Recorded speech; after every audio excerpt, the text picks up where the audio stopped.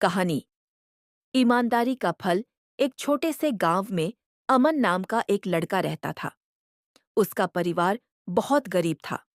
उसके पिता खेती करते थे और माँ घर का काम संभालती थी।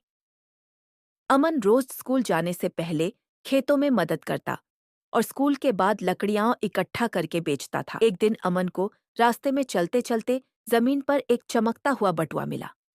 उसने बटुआ खोला तो उसमें बहुत सारे पैसे और कुछ जरूरी कागजात थे। अमन गरीब था। उसके घर में खाने तक की दिक्कत थी। उसके मन में एक पल के लिए आया कि इन पैसों से वह अपने घर की हालत सुधार सकता है। लेकिन तुरंत उसके दिल की आवाज आई। अगर ये पैसा मेरा नहीं है तो इसे रखना बेईमानी होगी। अमन बटुआ लेकर गांव के चौकीदार के पास गया और बोला, ये बटुआ मुझे रास्ते में मिला है, कृपया मालिक को लौटा दीजिए। कुछ ही देर में खबर फैली और बटुए का मालिक, जो गांव का एक व्यापारी था, चौकीदार के पास पहुंचा।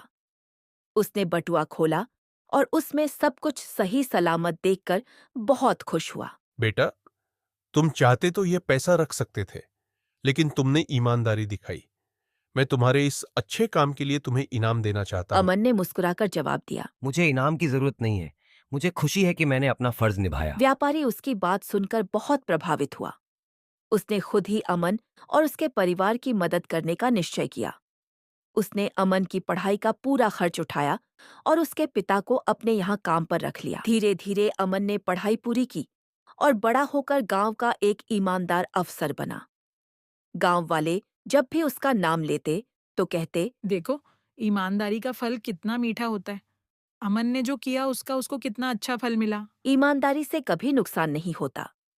भले ही शुरुआत में मुश्किल लगे, लेकिन अंत में उसका फल हमेशा मीठा और सुखद होता है।